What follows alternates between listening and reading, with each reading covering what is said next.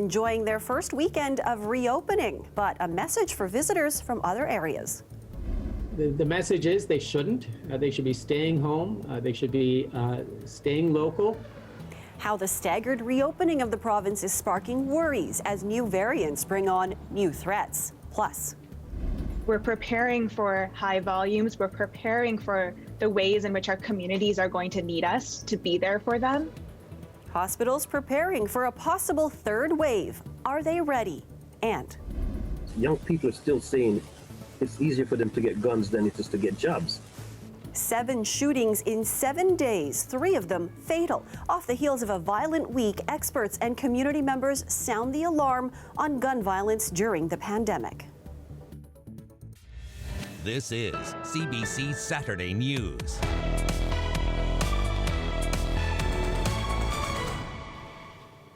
Good evening, I'm Marivel Taruk. Ontario has begun a staggered reopening. Some places like Kingston had restrictions eased earlier this week, and on Tuesday they'll be joined by another 27 public health regions, but not by the hotspots of Toronto, Peel, York, and North Bay Parry Sound. They will remain under a stay-at-home order. As Lorenda Redicop reports, some welcome the reopening plans, but others question the timing. The first weekend of reopening here, Kingston now in the green zone. Unlike neighboring regions, malls, stores and gyms can open again. Indoor dining back on the menu. Business owners are divided on having people visit from other regions. I don't mind people from out of town as long as they're respectful. It's just like anything, don't litter in our streets, don't spread your COVID. If you're not well, you shouldn't be traveling. We welcome other people from other locations just when things are a little bit safer. The medical officer is being realistic about case numbers. We absolutely do anticipate our numbers will go higher. That has happened every time that the economy's opened up. As for people from lockdown zones tempted to travel for that long-awaited haircut or restaurant meal, the message is they shouldn't. They should be staying home. They should be staying local. While Ontario's average case numbers have dropped, the province now has 297 cases of the B117 variant, first seen in the UK, plus a few cases of 2 other variants, all more transmissible. This week, the province's COVID modeling experts showed if restrictions are loosened, new cases could climb dramatically by the end of March. Going to the grocery store, someone who's unmasked across the aisle and coughs. Before, if they were 2 meters away, it wasn't much of a danger. Now it could be.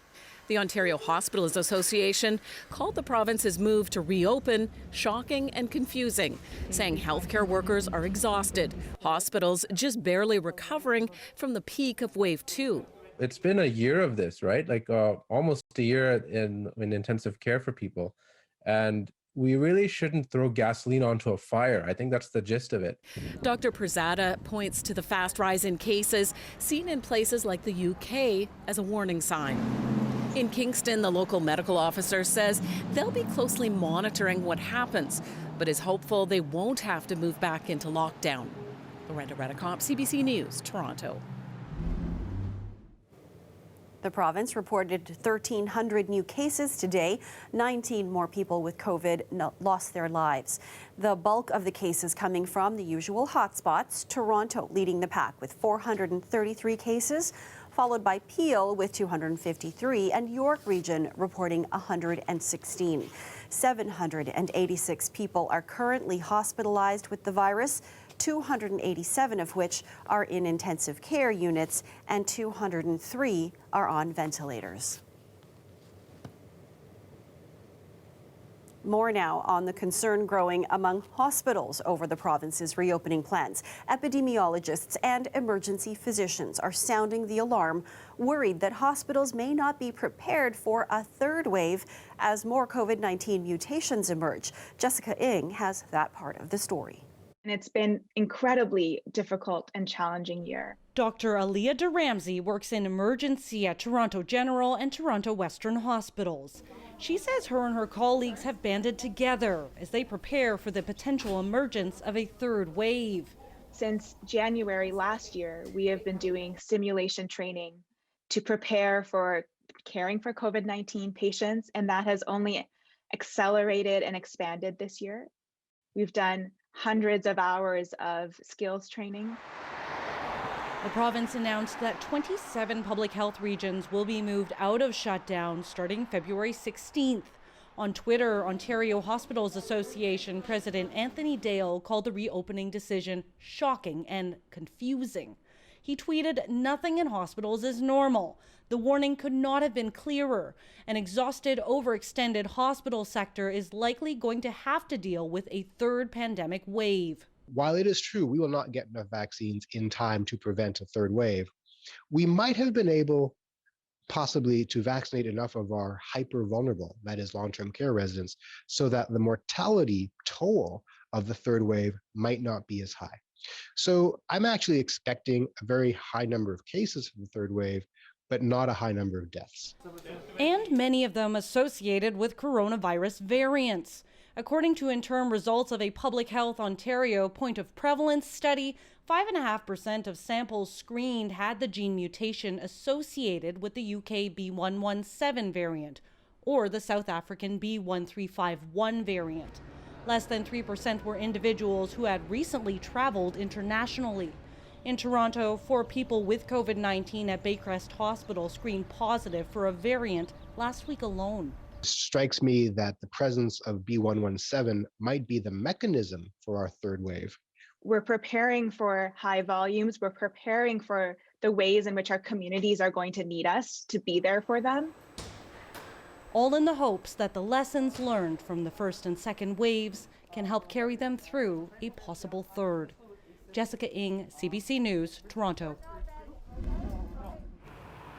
And Toronto has reported its first case of a COVID-19 variant in a shelter. It was found at the Maxwell Megan Centre in the city's Moss Park area. Public health officials are conducting tests to identify the type of variant. All clients who have tested positive for the virus or were close contacts have been sent to an isolation site, while all staff and clients will be tested.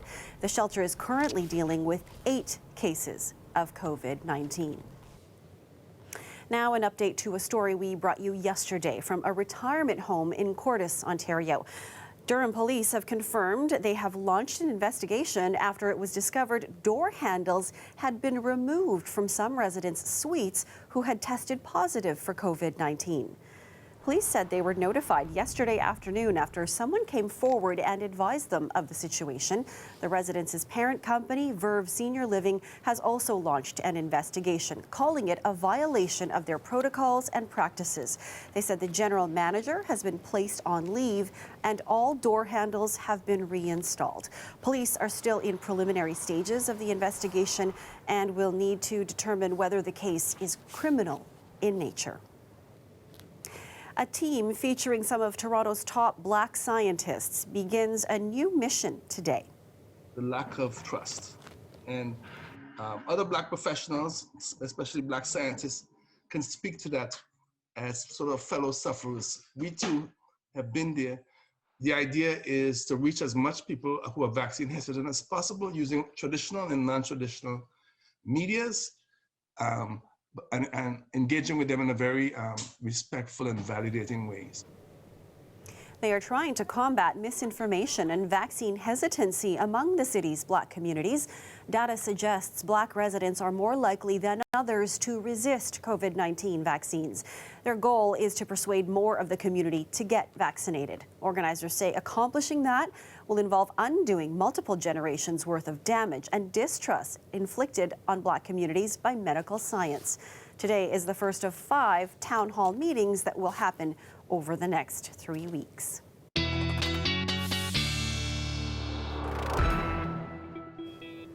It's a live look for you at the Ambassador Bridge off in the distance there in Windsor, a region getting ready to have its stay-at-home order lifted come Tuesday. Windsor is one of a number of regions that will also be moved to the red control zone, meaning indoor dining and shopping can resume, but with capacity restrictions and other public health measures still in place. Let's check in with Sophia now for the forecast. I mean, it seems like it's been pretty chilly for most of the province this weekend. Yeah, Windsor also one of the regions that saw a little bit of snow along with many others in the province today. Hello, Marival. We still have these snow squall warnings out because it wasn't just a little bit of snow for some. It was a whole lot, especially if you were in that Oakville to Grimsby corridor. Snow squall warning still out. Be cautious on the roadways if you are heading out in this area. It was this band, lake effect snow. This is looking back at archived radar from the last few hours. This band really locked in, especially around the Hamilton area. Now, try this on for size. Hamilton could see about 35 centimeters on average in the month of February. You could have seen that just in this one event altogether. East wind picks up a little bit more steam and creates that lake effect snow machine over the lake. It's a moisture starved system though, so we're talking not a lot for everybody else. About 5 to 10 centimeters, a little bit less as you head up to that 407, 401 corridor, a lot more in that purple zone. It's not shoveling snow though if you're out there. This is a really, really dry, cold air mass. Winds change into the overnight period.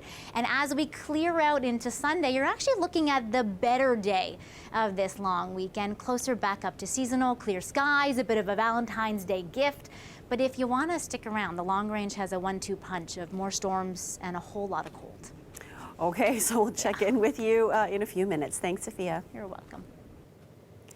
A man has died after a crash involving a fuel tanker truck on the 401 early this morning. Crews were called to the highway's eastbound lanes at Victoria Park Avenue just after 2 for a collision involving a vehicle and a truck. The driver of the vehicle died on scene while the truck driver suffered minor injuries. The eastbound express lanes were closed for several hours for the police investigation. They have since reopened. Peel police are investigating after a person was found dead in a bus parked at a Brampton school early this morning. Police said they got a call about a parking incident in the area of Kingswood Drive and Linkdale Road around 1:40. When officers arrived, they found a damaged school bus without license plates in a school parking lot. Officers found the deceased person inside the bus. Police say the circumstances of the death remain unknown. 7 separate shootings in Toronto over the span of 7 days, 3 of which were fatal. Even with an ongoing pandemic, Toronto police data shows the numbers have gone up from 21 shootings in December to 29 in January. It has experts and community advocates calling for more action to deal with gun violence during the pandemic. Ardalia Ashry has the details.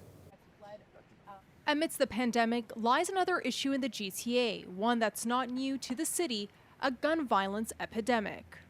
Many years before COVID, we spoke about gun violence and community violence as a pandemic.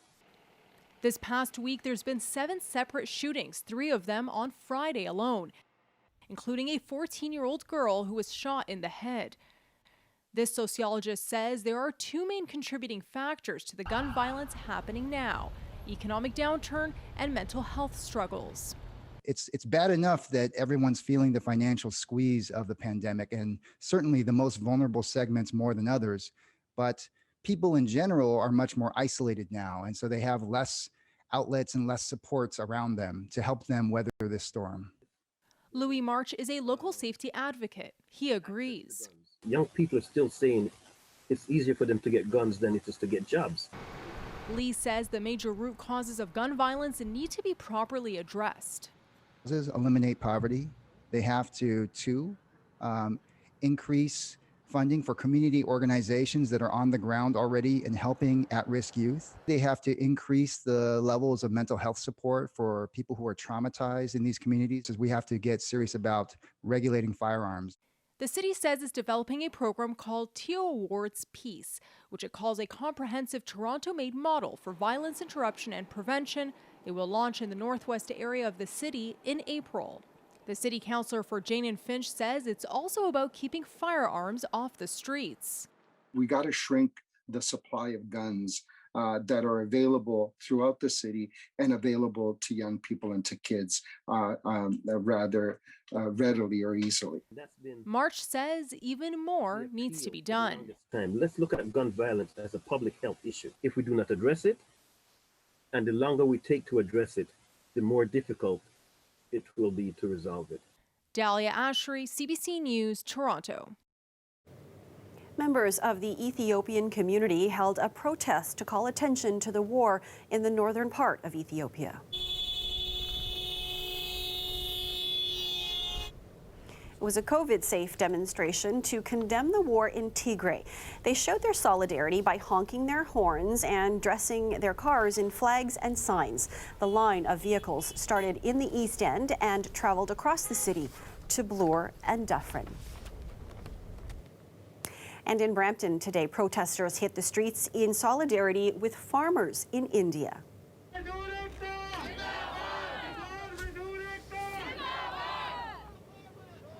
The group of physically distanced protesters marched along Main Street. The demonstrators are marching to protest India's farm laws and the government's targeting of the protesters there.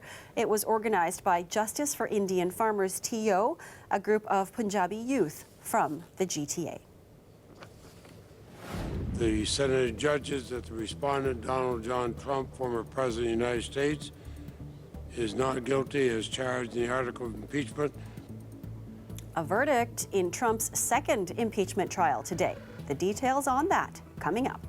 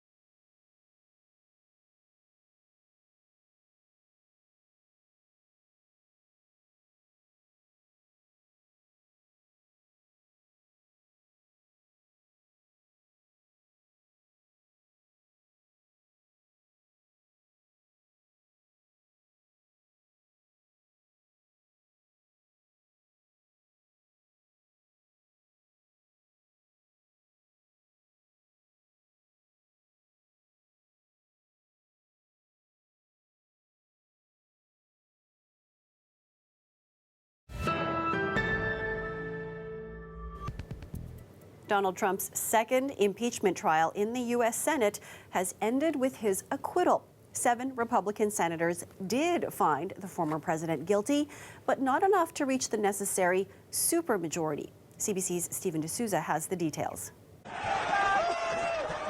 The final day of impeachment was supposed to be straightforward, But last night, a new report emerged claiming Donald Trump made comments supporting the rioters to the Republican House Majority Leader. This entire proceeding is based on rumor, report, innuendo. There's nothing to it, and they didn't do their work. The report reignited debate about bringing witnesses into the trial. Well, there's only one person the president's counsel really needs to interview, and that's their own client. Senators went ahead and voted to allow witnesses. The motion is agreed to by a vote of 55 to 45. That threw the day into chaos as senators seemed unsure of what to do next. One path, debate, call and depose witnesses for both sides. That process would lengthen the trial by weeks, possibly hampering President Joe Biden's ability to get his agenda passed. After more than 2 hours of backroom negotiations, senators decided instead not to call anyone, moving to final arguments. What is being asked of each of us here in this moment will be remembered. History has found us. I ask that you not look the other way.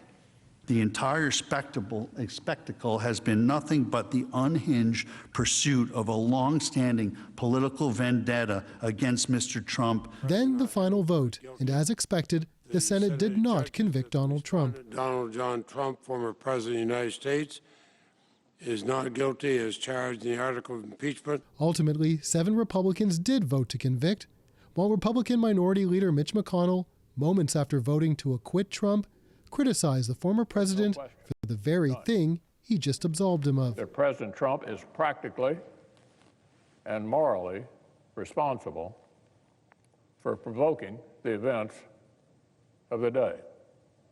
No question about it. That changes little, though, as Democrats now deal with their own political fallout for fumbling the call for witnesses. This felt like part of a pattern, something that we have seen from Democratic leadership. What feels like again and again is this unwillingness to fight at the level that Republicans are fighting. Now the country picks up the pieces, with Donald Trump's shadow still looming large. Stephen D'Souza, CBC News, New York. Dozens of people are injured and extensive damage is reported after fuel tankers ignited at a western Afghanistan border post. Iran sent fire trucks and ambulances. NATO forces were reportedly asked for help as well. Power was knocked out for more than half the provincial capital. It's not clear how many fuel tankers caught fire, but it is believed hundreds were at the site. For an 8th straight day, protesters in Myanmar have marched against the 2-week-old military junta.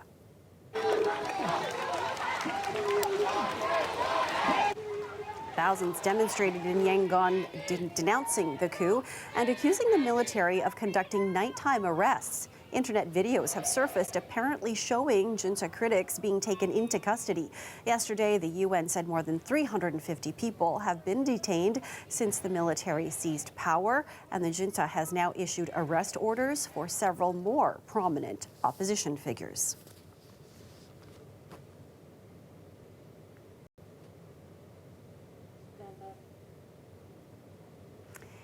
And there's a live shot for you of Toronto's skyline, a chilly one out there.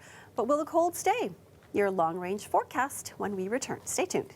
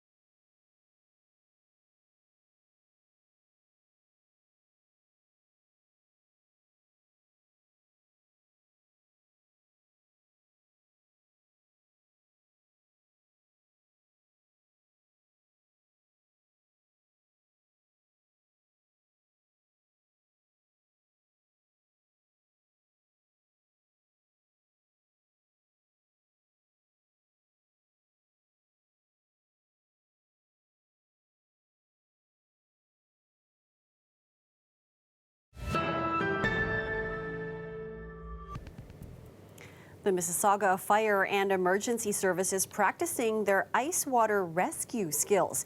They're training for an emergency for when a person or animal is trapped on the ice or has fallen through. But these are some beautiful aerial shots of the crews in training in freezing conditions today.